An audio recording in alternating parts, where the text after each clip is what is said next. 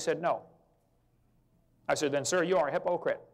And you ought to get an honest job picking peaches or changing tires, but you ought to quit lying to your kids in your classroom. Okay? Jim Holt from Springdale, Arkansas, up in that northwest Arkansas, and Jim Bob Duger and I worked very hard to put together a bill last year that said the state of Arkansas will not use tax dollars to purchase materials that contain knowingly fraudulent information.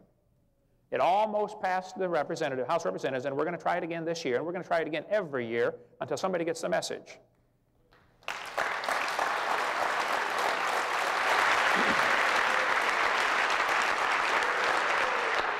So, I want to go on record as saying I love science, I'm not anti-science, I'm not anti-schools.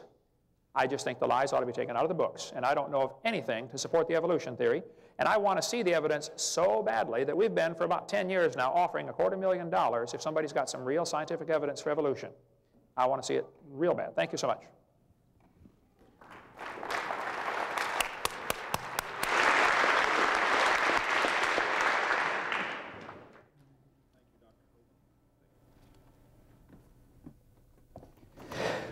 All right, yeah, and thank you very much. That was very informative.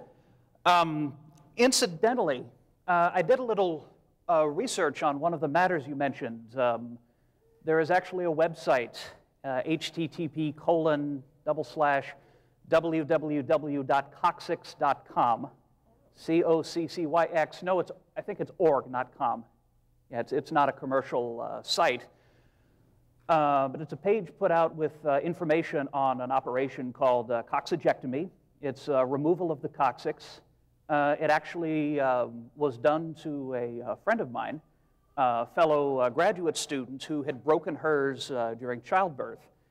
And it's not particularly common surgery, but it is done. There's a listing of a number of doctors who perform it, usually as treatment for intractable pain. Pain that won't go away.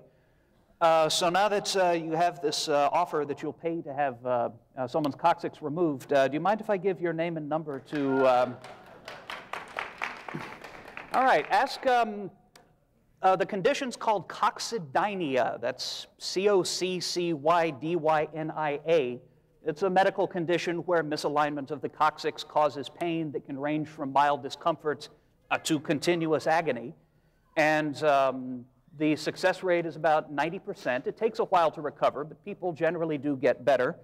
I think my friend's certain vital functions ended up coming out unimpaired, although I couldn't really ask direct. You understand. I couldn't really ask that. All right. I have a question now that's come up in my reading.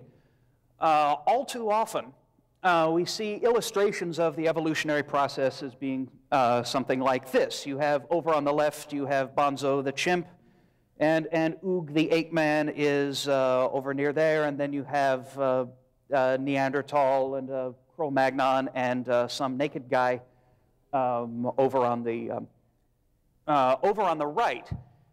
And this picture of how evolution in general and human evolution progresses has been attacked very stridently by authors like Jonathan Wells, as well as other creationist authors going back to, probably going back to George Macready Price in the 1920s. Well, I promise never to teach that human evolution happened this way.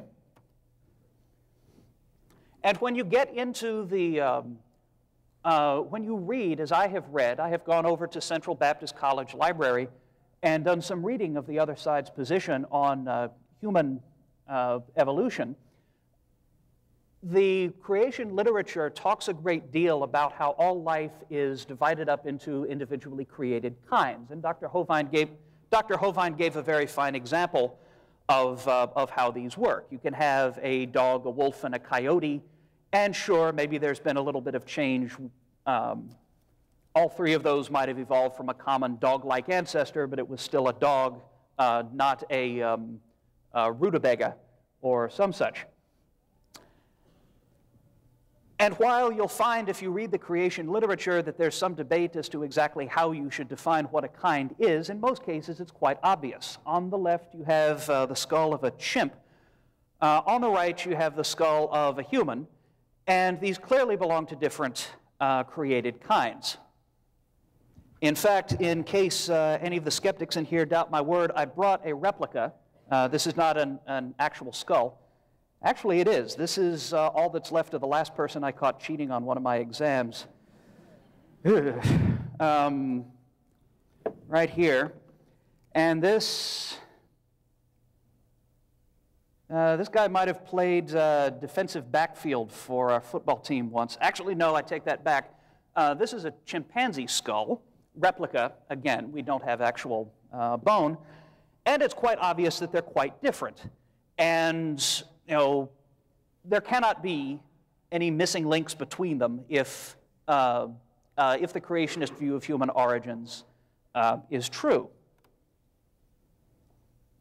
And there have been a number of fossils that have been found that have turned up in various parts in the world: Java Man, Lucy, Cro-Magnon, things like that. And if creation science is correct, and this is what puzzles me a little bit, there cannot be missing links between ape kind and mankind. Everything that we find must be either an ape or a human. And this has been the position of many of the authorities I've read, of people like Marvin Lubenow, whose book is available for purchase on Dr. Hovind's website, or Jack Cuozzo, author of a very fine book that's also available for purchase. But when I started looking into this, I started running into some difficulties. In the trade, we often refer to fossils by catalog numbers. So this is skull KNMER1470. Looking a little stepped on, of course. I do hope I look that good in 6,000 years.